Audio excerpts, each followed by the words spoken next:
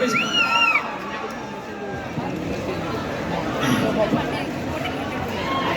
ஆரம்பிச்சா கொஞ்ச நேரம் ஆகும். ஓகேவா? இது உங்க இடம், அவ்வளவுதான்.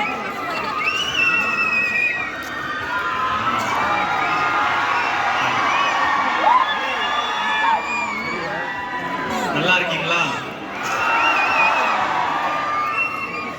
எஸ்ஆர்எம் ஈஸ்வரிக்குள்ள வந்து எப்படி இருக்கு அப்படின்னு சொன்னா, எஸ்ஆர்எம் ஈஸ்வரிக்கும் எனக்குமே ஒரு கதையே இருக்கு.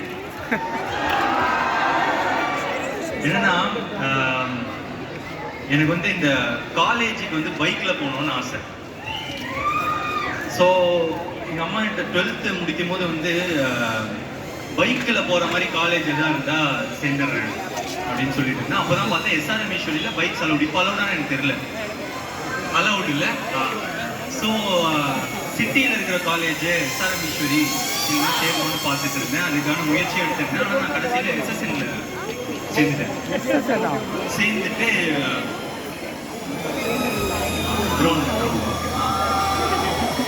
ஸோ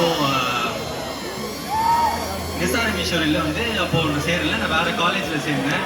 இவன் என்னை ரொம்ப டிஸ்டர்ப் பண்ணுறான். காலேஜில் பல டிஸ்டர்பன்ஸ் இருக்கும், இது ஒரு டிஸ்டர்பன்ஸ் தான் நம்ம இருந்திருக்கோம். ஸோ அதுக்கப்புறமா ஒரு 2-3 வருஷம் கழிச்சு ஒரு ஷார்ட் ஃபிலிம் காம்படிஷன் வந்து எஸ்ஆர்எம் ஈஸ்வரியில் நடந்துச்சு. அதுதான் என்னோட ஃபர்ஸ்ட் ஷார்ட் ஃபிலிம் காம்படிஷன். அதுக்கு வந்திருந்தேன். இதுதான் பைக்கில் வரணுன்றது ஆசையா. ஸோ இப்போ பைக்கில் எஸ்ஆர்எம் ஈஸ்வரிக்குள்ளே வரேன். வந்துட்டு வர்றது ஒரு எக்ஸைட்மெண்ட், ஏன்னா அது ஃபர்ஸ்ட் ஷார்ட் ஃபிலிம் காம்படிஷன். ஆனால் அதை தாண்டி இன்னொரு குட்டி எக்ஸைட்மெண்ட் இருந்துச்சு. என்னன்னா, நான் 12th எனக்கு ஒரு பொண்ணு மேலே க்ரஷ். அவள் வந்து இந்த காலேஜில் தான் இருந்தா. என்னோட ஸ்கூல் பொண்ணையே என்னை டிபார்ட்மெண்ட்ல படிச்சுட்டு இருந்தா.